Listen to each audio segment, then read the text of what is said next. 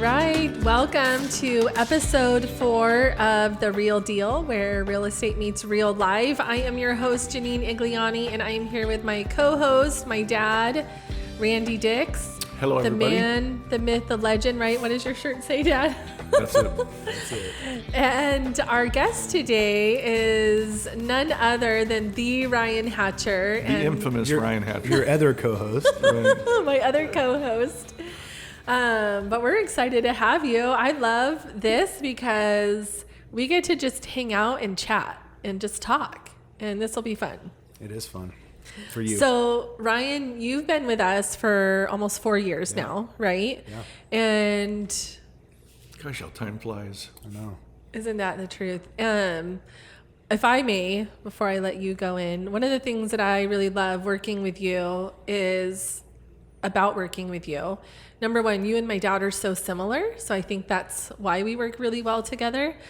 But we for sure share the same values in terms of family, God, family, business, and then also share the same vision and goals for what we want our life to look like and how we want to run the real estate business, which is really fun, right, Dad, to be in. And how we want our relationships with our clients Yes. to be, because it's more than just selling a house or buying a house and moving on. It's about a lifelong relationship Right. with most of those people. Yep. Some of them not so lucky, but for the most part. Yeah. Well, not everybody wants that. That's right. That's exactly correct. Yeah. So I love that we all share that same vision and Well, those we're same- basically like brother and sister anyway. Right. So Right. after 4 years. But Yeah. So anyways, this will be fun. So Ryan, in order to kind of start this off, and obviously for those that don't know you, tell us about yourself. Okay, so starting from the beginning, born and raised in a very little small town in northeast Missouri, Greencastle, Missouri. I was actually born in Kirksville, but population 300 plus. So it was a little town. I lived in the middle of town, and right behind our house we had a 10-acre field. So growing up, my siblings and our friends, we were outside a lot. We did a lot of camping and fishing and hunting and sports. Basketball was pretty much king there, so that's why I play a lot of basketball. Was it a small town? Very. How big? How many? What was the population? 300 That's small. lived in my town, and then 4 miles away was the high school, and it had a lot of little towns that went to that, but it was still small. So I loved it though, because everybody knew everybody, and that's usually a good thing, not always, but Before you move on, did your mom and dad have a farm or what? no. So my dad had an entrepreneurial mind and did a lot of things on the side, but he worked for Kraft for 25 years and has his own business now and in his retirement years. And my mom has done a million things. She did some tax collecting, but she and my grandma, who I grew up next to, my grandpa, they had an interior design business. So we were surrounded by farmers. I never really farmed. The closest I came to that was working with my best friend at his dad's vet clinic sometimes, or I buck some hay bales in the That's summertime. cool. Yeah, but we weren't farmers. But yeah, I play a lot of basketball and baseball, and Well, you still do play a lot of basketball. I do. Got to stay in shape somehow. Yeah. So that was growing up. I went to college at Truman State University in Northeast Missouri, played a little basketball. In that time frame, I also went on a mission for a church. So I learned Spanish. I lived in the Dominican Republic for 2 years. And you learn a lot when you're living in a third world country. For sure. You've shared with us some of the lessons that you've learned in terms of perspective, right? Oh, yeah. By the way, I believe that every child should have to serve somewhere in a third world for 2 weeks or so. It'll change their life. I've said that many times. If every teenager in America lived in a third world country for 1 week, we would have a very different country. Right. I totally agree. There's no doubt about it. I mean, I've talked about this a lot, but when you take bucket showers out of a 55-gallon drum that often is rainwater, you live and you sleep in a mosquito net. I mean, life's different. Yeah. So yeah, it was challenging, but I learned so much, and it shaped a lot of who I am today. That's so cool. Awesome experiences. I love Dominicans. I love Latin America in general, and I try to speak Spanish as much as I can. I don't get to too often in our work because most of our clients speak English, but but I have fun with that. It's nice being a white guy who doesn't appear to be Right. Hispanic or to speak Spanish, and you It's a surprise nice them. little surprise, yeah. Or you can understand when they're saying. Yeah, it's fun. So then what else? So then you met Kara. Yeah, so Kara is my wife. We've been married for 17 years. Met her in Missouri? Yeah, met her in Missouri. She's from Indiana. And we have 3 kids, Braden, Cammie, and Gavin. 2 of them are teenagers, and they're getting pretty sassy. But they're good kids, and they make good decisions mostly, so they're fun. Also involved in sports a lot and music stuff. Before I joined our team, I'll just kind of walk through that a little bit. I worked at State Farm in the claims world and then in HR for almost 15 years. But about my 12th year with the company, we moved here from Missouri in 2013. And shortly after we moved here, I just kept feeling like I was supposed to be doing something different. I don't know if you remember, we had these conversations. And it took me a while to figure out what that was. I mean, years. I prayed about it a lot. I tried a couple different things and just nothing felt right. And then one of my friends, who was a Keller Williams agent, realtor, he reached out or we had a conversation, and he said, "Hey, get your license and join my team part-time and we'll go from there." Well, by the time I got my license, he moved to Utah and just couldn't give me the day-to-day help that I needed because I knew nothing coming into this industry.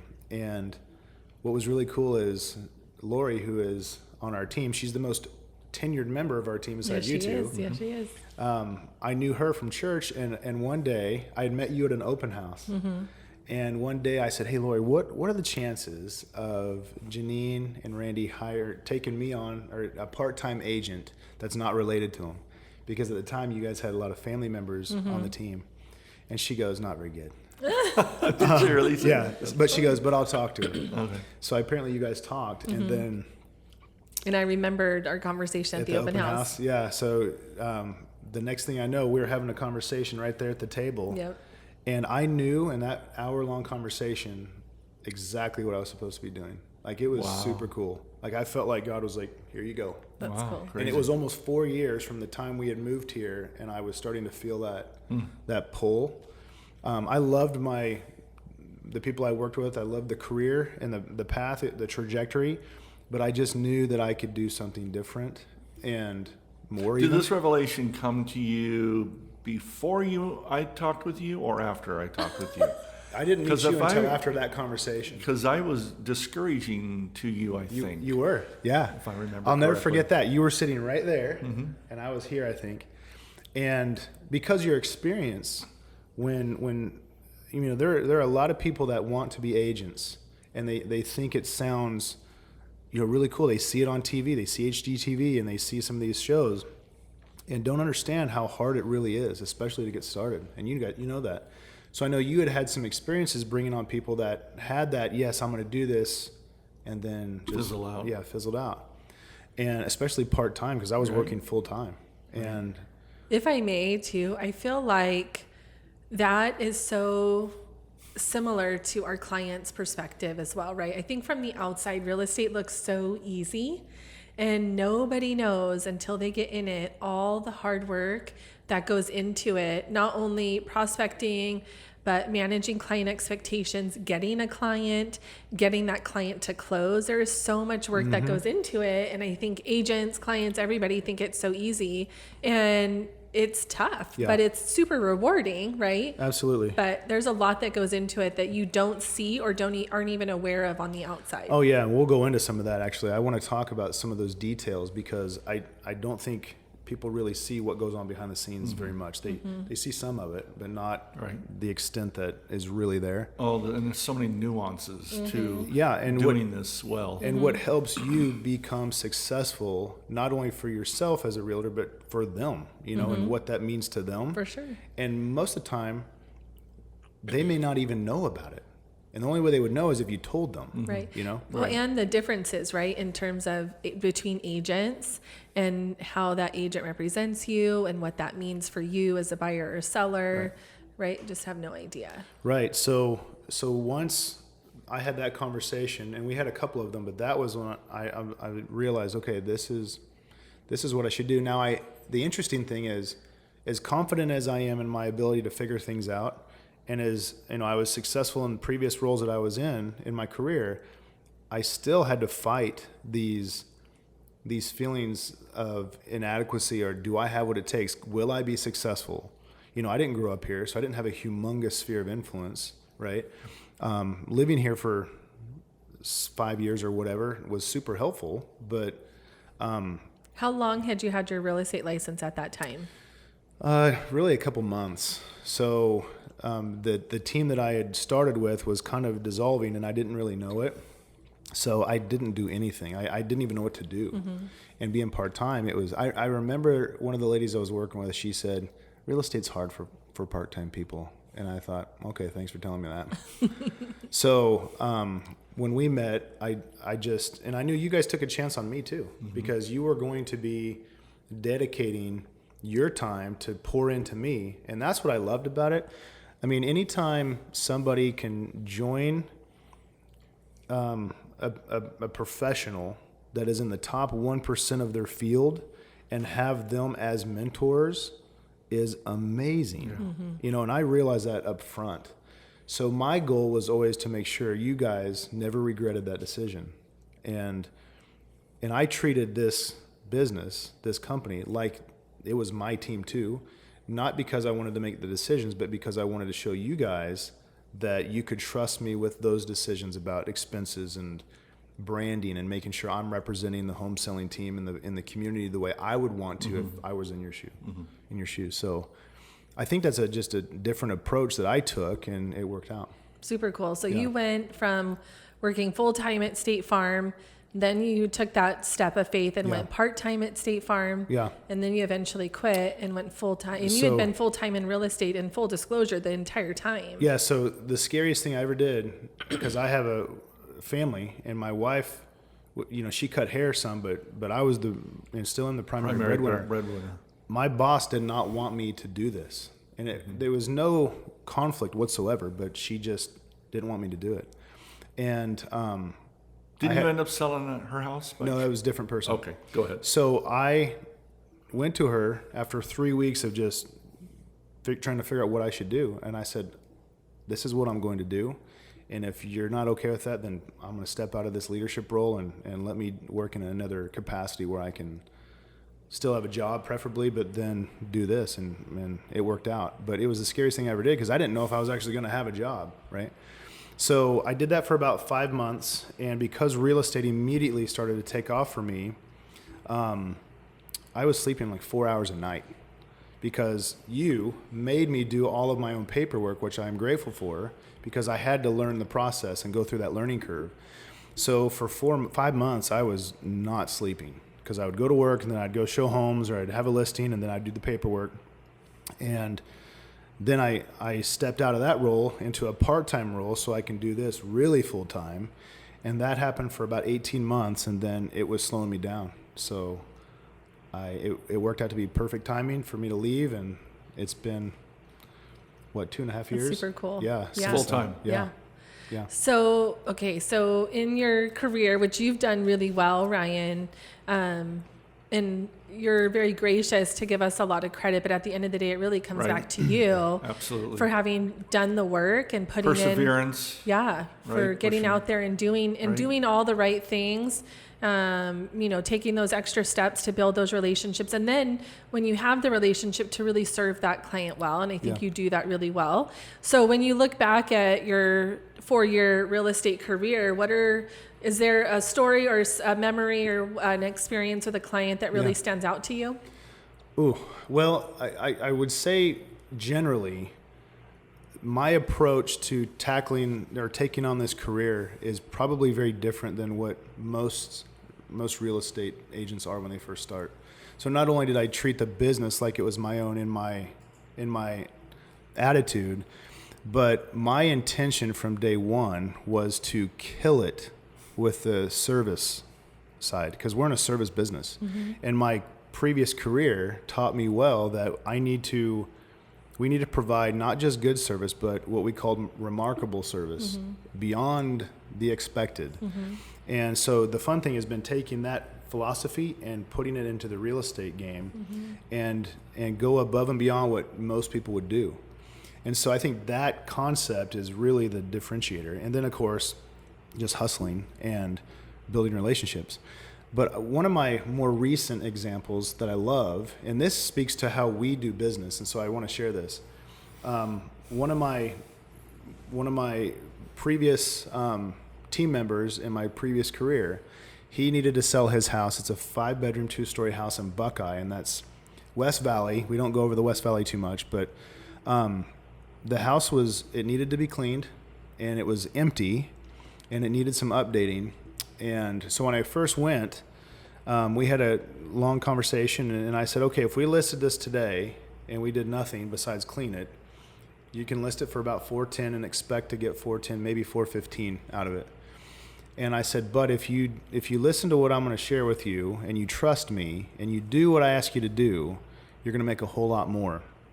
And so we had him paint the entire interior of the house. It had a lot of Southwest colors, which are great, but that's not what you want to have typically for a sale. Yeah, you want to neutralize things, not peach and teal and yellow. Right. And painted the whole house, painted the kitchen cabinets. I actually bought the hardware for him and helped him put them on. That just spruced it up, and then staged the entire home, or most of the home. And the funny thing was, he goes, Ryan, I haven't spent $3,400 on furniture I get to keep, let alone renting it. Right. And so he was very reluctant. And I said, I know, but trust me. Yeah. And so he did it, and he did it all. And one of the cool things about how I approach it is, and you guys do too, is trying to find a way to get it done. So he had old kitchen appliances, and they just didn't look good for resale, right? So I went on Facebook Marketplace, and I found a dishwasher, a range, and a microwave, and I bought them, and I drove them out there, and then he had somebody hook them up. But that kind of speaks to how we approach it. I mean, I'm going to do whatever I have to do. Do what you We've gotta talked do. about vacuuming homes. We've talked about cleaning windows. That's just what you do. That's right, cleaning toilets. Mm-hmm. So that's what happened on this one. And then, of course, at the end, he paid me back. But he spent $12,000. And so $410 was the original price. We listed it at $450, and it sold for $480 cash in 3 days. Nice. And so he That's made cool. $70,000 more by spending $12 and listening to what we were saying. And did he spend it, or did he use our Beautify program? He actually spent it, but it was essentially the Beautify program. Yep. So he just paid for it up front, most of it. Yeah. Super cool that he was probably so ecstatic. And I think... Yeah, so what I was going to say is he would have been happy at $415. Mm-hmm. He would have been elated because he was actually taking this money, and it was going to be some of his retirement funds. But I said, listen, if you do a couple things here, you're going to be really happy. And he was so surprised and so excited about it. It was super fun to watch. I love that. And I think that really speaks to our clients, and when they fully trust us and they put their preconceived notions aside and say, you're the expert, just tell me what I got to do and I'll do it. That experience always goes better. It always goes smoother, and we're always able to get them more money. It is hands down the right way to do it, is just to surrender, to not fight it, and just to listen to us. And I know, again, kind of going back to what we were talking about earlier, sometimes just our industry and our profession having a bad rap, that's hard to do. But when you come to us, right, we have that proven track record where we've done it so many times that you can fully trust us, and the experience will just be so much better. And that's a great example of him using and relying on your expertise to say, okay, Ryan, I'll do what you say, and look at how well that turned out. That reminds me of a story, a story where a seller kind of trusted us, and we put more money in his pocket. About 4 years ago, we were selling a house in Eastmark, listed it for $600,000, and told the client that we'll sell it that weekend for $600,000. And sure enough, we did. We went under contract at full price. About 3 weeks later, though, the appraisal came in at $540. That's a full 15% off from what we listed it at. And if I remember correctly, that client was resigned to reducing his price and taking that 540. Because he probably thought that's what he had to do. That's what he had, right. And so we encouraged him, nope, let's cancel this deal. We'll put it back on the market. We'll resell it again in a weekend. We'll have a new loan with a new lender, with a new appraiser, and that we know that value will come in at 600,000. Well, yeah, and that's what I was going to say is that was not just, hey, we think we can get you more. No, that was based on experience of knowing that That's right. that appraiser did not use the right comps, Right. and appraisers never change their value. Right. One time in my entire 9 years have they ever. And so we were so confident because of our experience Right. And that we were able to. And we did it. Sure enough, we resold it. The appraisal came in at 600,000 and put another 60 grand in his pocket. I love that. Yeah. That's a good awesome? example. I remember you guys had one that was a $32,000 difference between list price or contract price and appraised value. And you were representing the seller and said, do not lower your price. The next day it goes under contract. The next appraiser came in at value. Right? Yeah, Crazy. So it's knowing the market. for sure. So yeah, who you hire will make all the difference. I sure. love those stories. Okay, so that was a great example of a win, Yes. but not all. It's not all a Yeah. win, right? Sometimes there's some rough patches. So do you have an example or a story? I know, actually, no. Again, by the way that I approach this business, there aren't too many. Right. But I remember one of my first listings, the seller, he was very strict on how he wanted to have things done, and I kind of clued in on this early. But what really stands out to me is I had communicated something to him, or I thought I had well enough, but I didn't check for understanding maybe. And the next day he sent me a question about it, as if he didn't really know what we were talking about, or what, that we had talked about it. And then his response after I responded to him, he goes, "That's strike one." And I just remember thinking, oh, I hate that, because to him, I knew that I wasn't kicking butt with service. So there was no strike 2 or 3. And I hope I never have had another Yeah. strike from anybody Yeah. else since then. But those are experiences you have where you check yourself and you're like, okay. So, I've learned that different people need different types of communication, different frequency, different, whatever. And so you got to figure out, as an agent, you got to figure out, how does this person want to be Yep. communicated to, in Yep. what format, Yep. and how often. Yep. And I would rather fail on be available anytime I need to be. And I, obviously I have a family, so you have to balance that. But I bet if you ask any of my last 10 clients, was I receptive or responsive? I would say they would give me a 10 out of 10. Yeah. Or I a love 9 that. at least. Yeah. That's a big part of what we do, right? Is just the communication. And I think frustration comes from failed or missed opportunities to communicate right. And so sometimes there is a little bit of a learning curve in that, in terms of how often do people want to be communicated with, what's their style. Some prefer text, some prefer email, some prefer the phone. And learning that early on is going to be really helpful for Absolutely. that process. I mean, really, in that listing appointment or in that buyer consultation, you need to figure that out right then. That's one of the most crucial things to learn about your client. And straight up ask them. All the more reason now in this market, we've been talking about it recently, that the importance of communicating every detail to the seller, because listings are hard to sell. Yep. They're just, the dynamics are rich in terms of what it takes to get a property under contract in today's environment, that we have to over communicate almost. Yes, Oh, yeah. and that expectation setting is so important up Yeah. front. Make sure that the sellers understand, what the message that you're delivering, and what's their temperature at that point. You have to be really super in tune with that, because it's a very stressful time right now to be selling houses. Very. 100%. I don't often ask this question to my clients, but I like the idea of it, and that is because oftentimes they don't know how to articulate this, but what do you expect out of a realtor for you in this experience? What do you want to see? How do you want this to go? And I think that's important. If you don't ask the question, figure it out quickly, right? But I would say most people would want responsiveness. Obviously, honesty, that's a given. But being able to get them the results. Right. Results. And Big deal. they're worried about uncertainty. So they need to know, is it going to sell?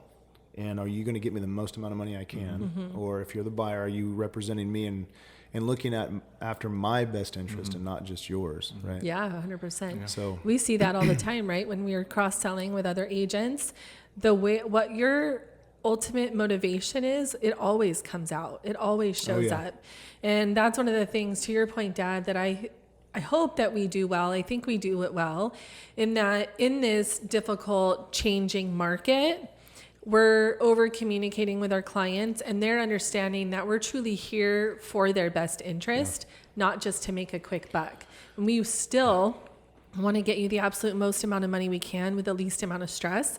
And the fact that this process is taking longer than it has in the past 2 years, we feel that. Oh, yeah. And we know that that's hard for you. And so that would be one of my biggest things, is I want my clients to see and to know and to believe that we truly care. Yeah. And we're really walking this process with them. Well, I remember I had a listing in Chandler, and again, this couple would have been completely happy with $370 on their sale. We listed it at $400, and because they thought, okay, it's worth $370, $375. We were saying, no, we're going to push it to $400, and I remember them being surprised but happy. And we get it under contract for $450. Within 3 hours, that buyer walks out of it.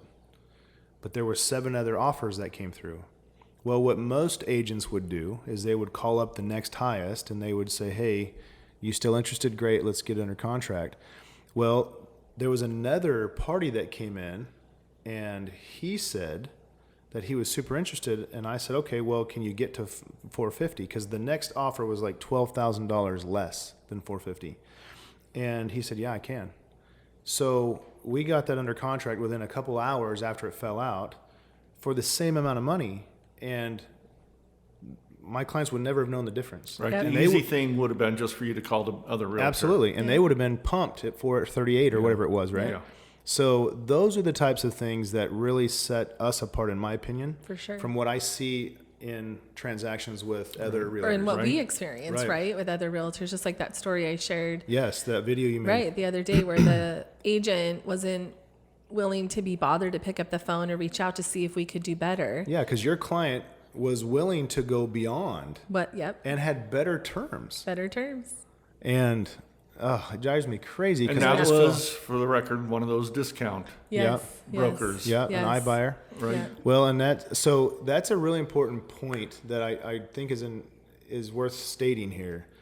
Is I think a lot of times sellers in particular are so fixated on their expense on the commission that they don't realize how much more value the right realtor or the right professional is going to bring to the table and what ultimately they're going to net. So in 100%. your example, and in my example, we're talking a $12,000 to $15,000 difference minimum. So, okay, so do the math. If it's a $500,000 house and the seller negotiates, okay, if you'll do it for 2%, I'll hire you.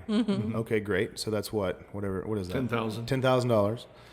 But what we would really But they got a prefer, $5,000 discount on the fee. what we'd really rather have is a 3%, which is more customary, right? Right. So a $5,000 discount, that's a $15,000 difference in what they would have gotten. So now you're in the hole $10,000 because Was you were it trying to worth it? save money on your commission. Yeah. And that's So- a thing where I think in terms of our industry that we will never be an automated industry like a lot of the tech companies want to make us, because there are those differences. That's right. Those If it variables. was a scientific process that, if your house is this An amount of algorithm, square feet, right. right? This bedrooms, then it's this price. Well, then sure. But it's not, because at the end of the day, it's how the home presents itself, how it shows up, how that agent negotiates on behalf of that client that will dictate what it ultimately sells for. And that difference can be vast. Right. And there will always be customers out there that want the easy button. They want to pick their closing date. And in most markets, what they don't realize is we can get them all of that. But and they don't have to leave 20 grand on the table Right, in to do equity it, that's yep. going to the iBuyer, right? But as realtors, we have to do a better job of explaining this. Right. So that's one of the reasons why Yeah. we do this podcast now, Yeah. so that people can understand the differences. And just because you can hit the easy button doesn't mean that's the best thing for you. Well, and that's what I actually think is super cool about this market. And Dad, you could probably relate to this, just having 40 plus years of experience and experiencing all the different markets, right, that we've had in the past 40 years, is that today's market lends itself to the best of the best rising to the top, right? Because the average agent isn't going to understand, isn't going to be able to handle the stress and the challenge of this, honestly, more normal, return to a more normal market. Yeah. Whereas we are fully vast and experienced and have that knowledge to set our clients up for success the best possible way. Right. And we talk about this often in this industry.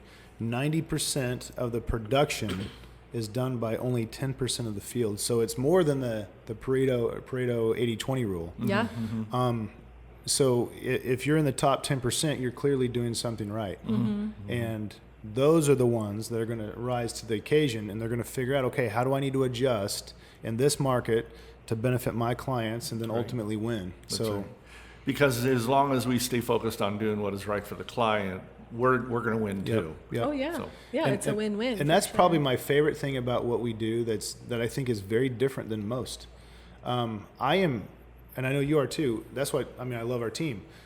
I am not interested in a transaction. Yeah, making money and supporting my family is obviously important, but I would rather do 30 deals a year and absolutely kill it for those people than do 100 and it only be a transaction. Right. Would I make a ton of money? Yes. But what's awesome about the 30 that you tear it up and you just absolutely kill it for them is not only are they going to refer all their friends and family, and let's say they tell 20 people, but more importantly for me is they want you to be the realtor for life or the real estate consultant. And there's nothing cooler to me than 2 years after a transaction and I get a text that shows me the before and after photos of their house and what they've done to it and that they're sharing it with me. It's awesome. Or that they say, hey, I want to buy an investment property now because And there's no question they're going to call you. heck yeah, it's awesome. And I love the idea of not just kicking butt service-wise, but helping families build wealth. Yeah. I want to build wealth. We are building wealth. And owning properties is a great way to do that. So why not help our clients? And that For is sure. so fun. I love Very it. fulfilling, very For sure. rewarding. Absolutely. Well, and I think that's kind of speaks to what we do as a team in terms of all of our community giving back, Yes. our client events. I mean, how fun is it to host a happy hour and have our clients there that are now like friends we get to hang out with? Yeah. And you're just building and Yeah. deepening those relationships. It just feels so good to do business the way that we do it. I think that's why I felt home immediately when we had that first conversation, because growing up in a little town, I always wanted to be like the insurance agent that would sponsor the little league team and, you know, do all the fun stuff in the community. And that's what we're doing. So even though Gilbert's 200,000 plus and Queen Creek and this area, there's a lot of people here. It has a small town feel, but our Agreed. business, our philosophy is very much small town. For I love sure. it. I love It's it too. Cool. Anything else that we should have asked you, Ryan, that we didn't? I don't know. Okay, are you ready for our rapid fire man. top 10 All right, questions? let's go. Let's go. We need a little timer in the back, like ding, ding, ding, ding. I'll try not to take too long. Okay, if you could have any superpower, what would you choose? When I was younger, and I still actually would take a 45-inch vertical right now. What is that? That means being able to jump 45 inches without Oh, stepping. okay. But I would say actually speed reading or a photographic memory. Because what could you not learn That's awesome. so fast? Right? Okay, the second question, it says, do you think you could win a game show? You know, I would say no normally, but I have a friend who has figured out how he's been on The Price is Right twice, and he's gotten selected twice. Oh, is that right? So he's figured it out. So I would be calling him saying, hey, help me figure out what I need to do. Hey, Now, fun fact. When I was 23 years old, I was on The Price is Right. Were you really? But I didn't win anything. So were you on? Were you one selected? I was one. Did you say $1, Bob? It blows my mind When they say when that. people pick the wrong numbers. Like they don't even understand how to play the game. No, what was frustrating for me was that I would give a price, and then if I remember correctly, somebody would come $1 below me. Okay, so yeah. So I was blown out. You Yeah. follow? Yeah. Anyway, and then to make it worse is that at the end of that show, when everybody's won these grand prizes, trips and cars, they took us all backstage to have us sign waivers or whatever it was for our gifts. And everybody was getting a car trip to Hawaii. And then when they came to me, I had got the booby prizes because I didn't win anything. And I was bummed. That stinks. so funny. At least you were there, though. You were on TV. Yeah, I was. That's cool. Okay, next question. How many times have you seen Top Gun Maverick? Oh, my gosh. It's almost embarrassing. So I freaking love that movie. And I watched it 3 times in the theater just because we went to parties or took the family or whatever. But I was sick for a week, and it was the day I got sick was the day it came out on streaming. Mm-hmm. So it's probably 10 times now. Crazy. I love it. It's an awesome movie. Yes. What have you received the most compliments for? I don't know. Your beard? Yeah, I don't know. Probably not. Your basketball skills? No, I'd say just being fun to be around, I guess. I don't know. I love to laugh, and I love to be around people that are quick to laugh. That's awesome. Yeah. You do have a happy disposition. You have a really good disposition. Usually. I mean, I'm not perfect at it, but Yeah, I'm sure you're not. You have I 3 try to be kids. positive in life. You have a wife and 3 kids. You are not going to be perfect. We have a lot at to it. be blessed, or For count our sure. blessings for Right, sure. For right. sure. Yeah. All right, what's your happy place? I would say home. Yeah. I love being at our house. We worked hard to build that house, and Right. that is my place. And we're 2 days away from having our pool done. That's cool. Oh, that's So beautiful. super Ryan. stoked about that. But outside of that, most of our vacations are either back to Missouri to family, or to Indiana to Kara's family, or Idaho where her sister lives. I love going home to the little town of Missouri, see my family, and then to be out in the wilderness and hunt, and just That's beautiful. be outside. So That's cool. awesome. yeah. Okay, what should you use to measure success instead of fame and fortune? What do I use? Yeah, what would you use?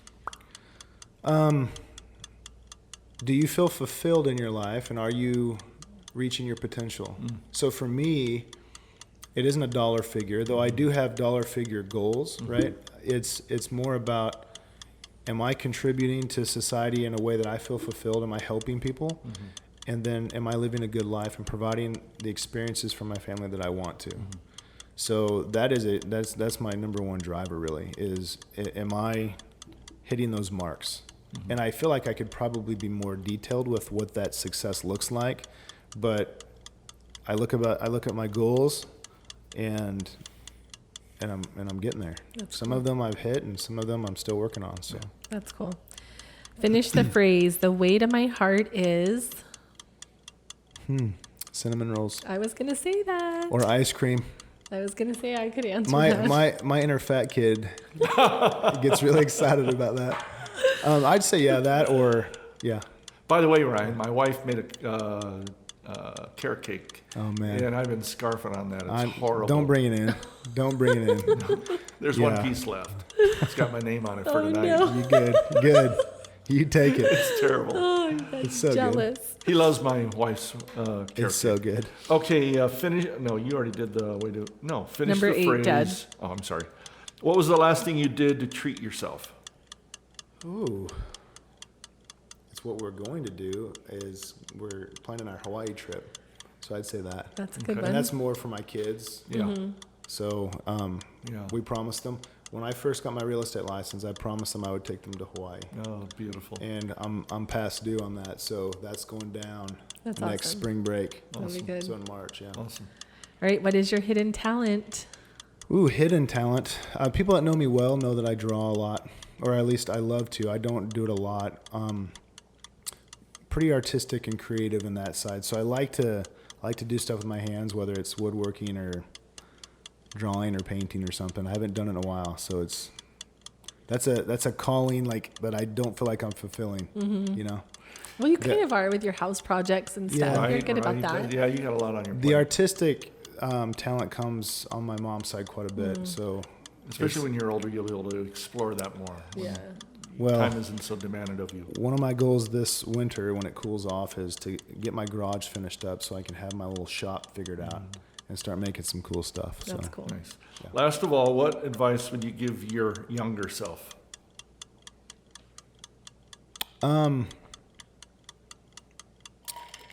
Nobody is successful by themselves, and we are taught from an early age that we have to be successful by ourselves. I mean, think about how you're tested in school. There's no collaboration really until you get into college. Typically you're tested on your learning, but in reality you're successful by who you spend your time with and your mentors. So I would say learn that faster. And I would have read books like there's no tomorrow. I did not like reading in high school. I hated it really because I'd rather be outside playing sports or doing something.